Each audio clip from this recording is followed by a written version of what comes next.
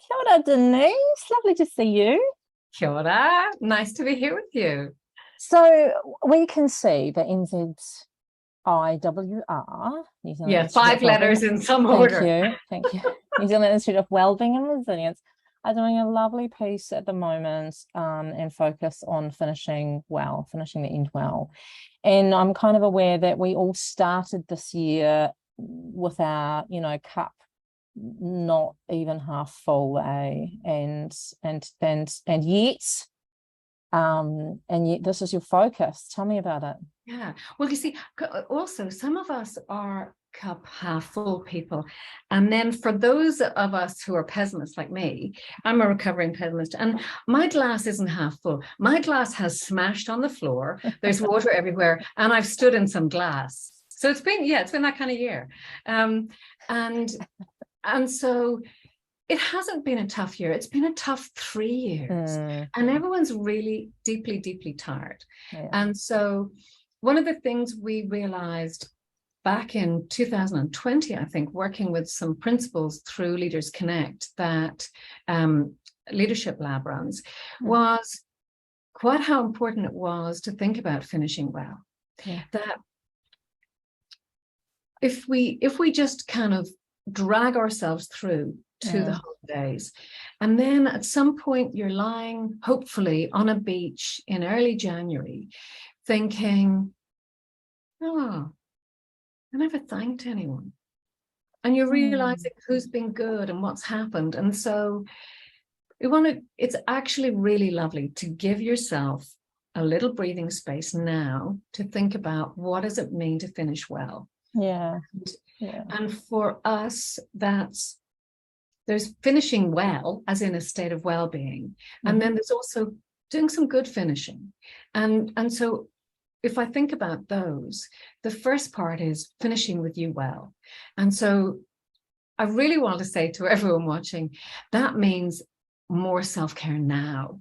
And that means not waiting until December 26th to start looking after yourself. Or adding it to the resolutions again. Yeah. It's lower the bar, be kind, do less, done is better than good, real not perfect, all of those things we keep saying. Does anybody really need another handmade Christmas card? No. Stop, and let's not make things worse for ourselves, but let's actually slow down. And I look love that you've given me permission not to make handmade Christmas cards. I never have, but oh God, but I love having permission just not to. And who needs a Christmas cake? Who needs a plum pudding? It's the middle of summer, and who needs wrapped gifts? Who needs gifts? You know, reset that bar. Yeah. And I think the other thing is too, is that it's sort of like not. There's a part of me, like just even talking to you now, because I'm getting excited. So I'm kind of like, do you know what? I don't want to miss out on the rest of 2022. I want to be in it and enjoy the rest of this. Yeah. There's a guy whose work I follow, and he posted something on the 1st of December that I absolutely loved. And he said, it's the run up to Christmas and I love it. And I love this period. And every time somebody says, I hate Christmas and I'm too busy, he goes, I love it. I love this. I love all the preparations. And if you love them and can enjoy it, great. And if not, and you're doing them with festering resentment, lower the bar and stop doing it.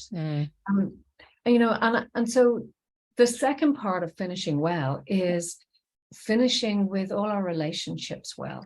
Yeah. And that means appreciating the people who've been there for us through the year, appreciating the people who stepped up, who were flexible, who were creative, who surprised us in a good way. And if you do this work now, you get to write really meaningful thank you notes to people, rather than see ya, or just digging the pen in with resentment as you write another card. And you don't have to make a card. You just have to walk up to them and say thank you. I really appreciate you being there for me this year. And we know that gratitude is also good for us, but so is maintaining our relationships. Caroline Black, who's been working with us in Learning Boost, her main tip for people who want to maintain relationships between now and the end of term was stop hitting reply all on emails. Oh, not it. Everybody needs to see everything. Yeah. That's nice, actually. We did a little piece on Sparklers recently in the last e-newsletter on saying goodbye, the importance of saying goodbye. And coming to that in a way that's a positive and meaningful, because often when we say the things that are meaningful or extend our gratitude because it's totally real and there for us, it brings with it emotions, and that's completely what we steer away from. And it's also like, why would you not want to at this time of year to experience feeling grateful, to experience feeling a sense of gratitude to the people who have helped you, and to have gotten, because it makes you realize I'm not on my own doing this. I'm not playing a solo game here. There are people who care about me, looking after me. That's a good feeling. Yeah, that's right. And it's good for our well-being, as well. We're not waiting for well-being when we're saying, grateful goodbyes and it's being full of appreciation, and these are positive emotions you want to be sitting in, not festering resentment. And some of us,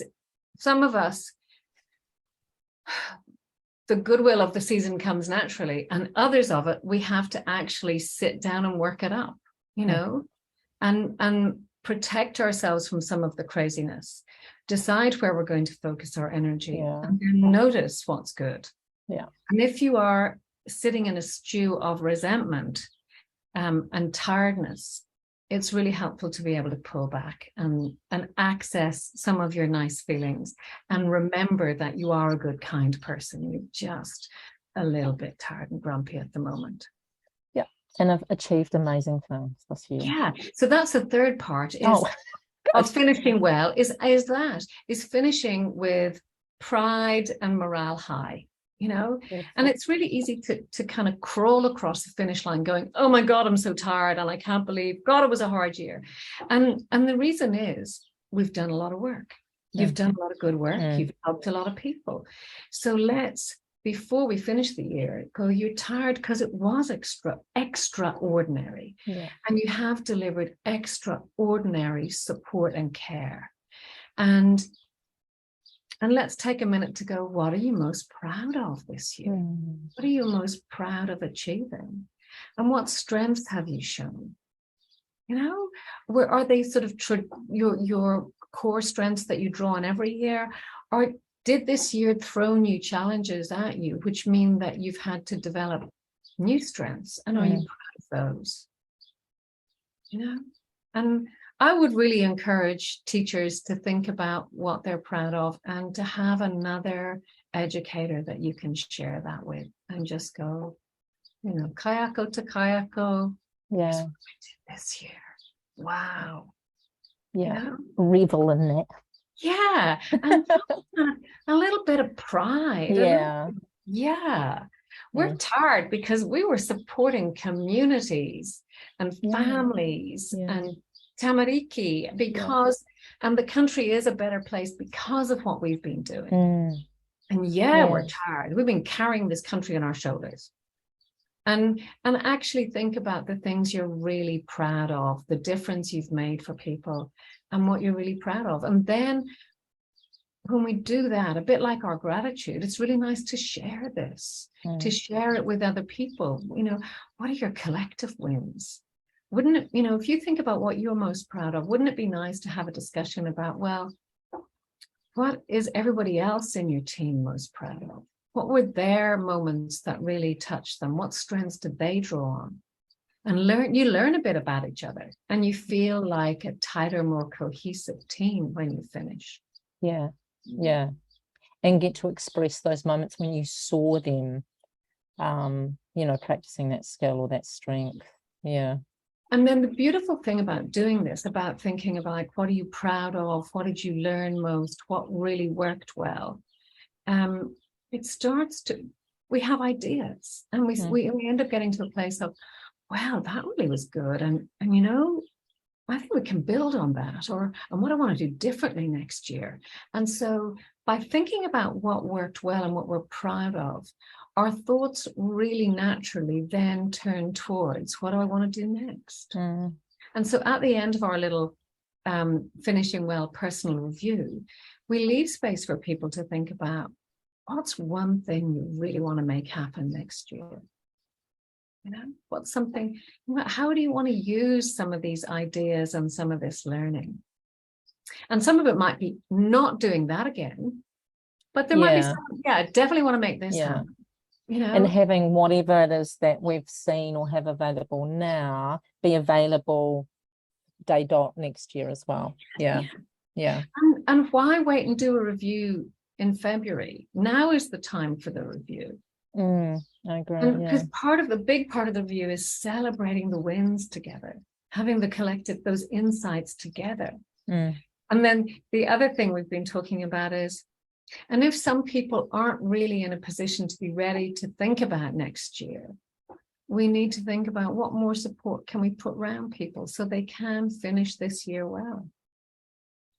And I don't know if you've seen it, but we've often shared a beautiful image that was from a wobble room in North Derby in the UK.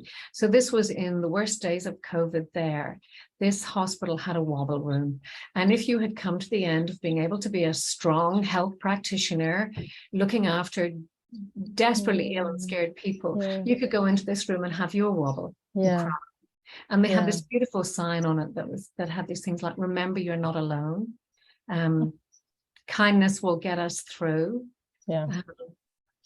And then one of them was embrace the challenge, and we'll learn something through this. And I'm like, forget that one right now. If you're too tired for that, just, you know, kindness will get us through and you're not alone. And I think that's the thing. If you're well enough to be able to finish well, turn your gaze outwards and see, is there anyone else around you that could maybe do with a little bit of support? Perfect. And we're going to share these resources below. Oh, yes, please. So we'll have them available. Okay. And I thought you were going to show them then, but you're not. That's all good. So we will have them available for you. Yeah. And I just want to say, these are resources that you can use for yourself. Sit down with a cup of tea, look at how you can finish the year well. And then there's one for our wheel that's relevant for any team. And it doesn't matter whether you've been working on wellbeing or not. It's just a way of getting you to think through what's gone on in the year and what you can learn from it collectively. And we're really excited and keen to share them with sparklers, because I really just want to say thank you to all of the Kayako out there for the work that you have done. And I'm not exaggerating when I say I think you've carried us all through. I think health and education have been carrying us all through the year. And I know from the schools and the communities that we've been talking to that communities have a deeper appreciation of schools. The COVID pandemic started, of realizing how much their schools hold them and look after them. So thanks to everyone who's been responsible for that. No wonder you're tired, and I hope you get a good break. It makes perfect sense, doesn't it? And hold, and please let go. Thanks, Denise. Love that. Always. Pleasure. Thank you.